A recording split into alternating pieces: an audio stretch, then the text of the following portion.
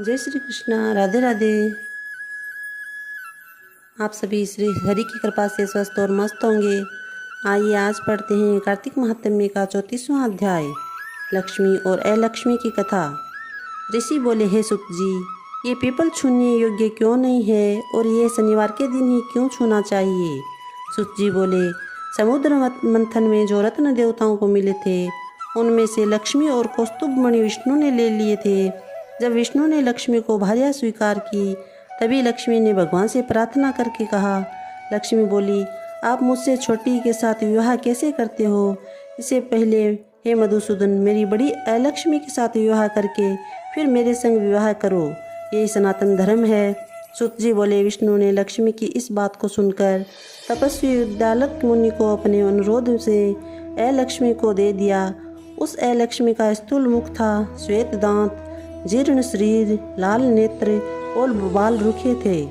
धर्मज्ञ उद्दालक मुनि विष्णु के से अनुरोध से उनको अंगीकार कर वेद ध्वनि के साथ अपने आश्रम में ले गए। अलक्ष्मी होम से सुगंधित धुआं और वेद ध्वनि जहाँ हो रही थी, ऐसे आश्रम को देखकर दुखी हो क्रोध कर बोली, हे ब्राह्मण, यहाँ पर वेद ध्वनि हो रही है, यह स्थान मेरे योग्य नहीं है, मैं यहाँ नहीं रहूँगी, मुझको दूसरी जगह ले चलो।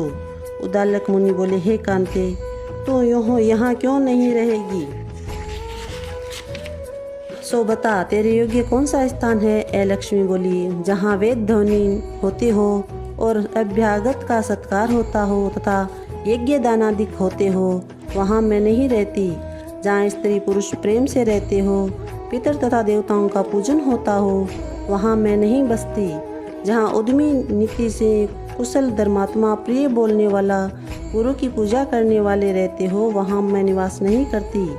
दिन रात जहाँ स्त्री पुरुष में लड़ाई होती हो, अभ्यागतों का जहाँ सत्कार नहीं होता हो, वह स्थान मुझे प्यारा है।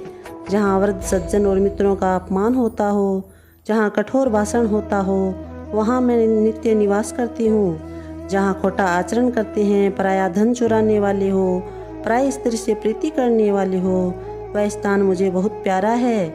जहाँ गोवध, मदिरापान और ब्रह्म हत्या आदि पाप होते हैं, मैं उस स्थान में रहती हूँ। सुत जी बोले, इस प्रकार अलक्ष्मी के वचनों को सुनकर उदास मुख होकर उद्दालक बोले, हे ज्येष्ठा, जब तक मैं तुम्हारे निवास के लिए योग्य स्थान देखकर न लौटूं, तब तक तुम इसी पीपल के वृक्ष के नीचे रहो। सुत जी इस प्रकार बोलकर अलक्ष्मी को बैठाकर उद्दालक चले दिए। वह बहुत देर तक उनकी बाट देखती रही। जब अपने पति को लौटते नहीं देखा तो स्वामी के त्याग के भय से दुखी होकर विलाप करने लगी। उसके विलाप को लक्ष्मी ने वैकुंठ में सुना। तब लक्ष्मी ने व्याकुल होकर विष्णु से निवेदन किया, हे स्वामी, मेरी बड़ी बहन पति के त्याग से बड़ी दुखी है।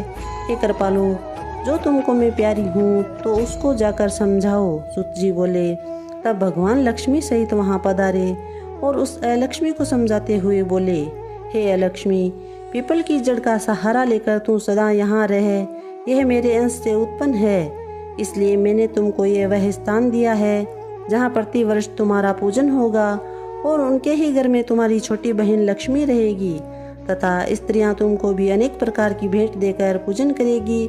पुष्प धूप दीप से जो तुम्हारा पूजन करेगा उन पर लक्ष्मी प्रसन्न रहेगी।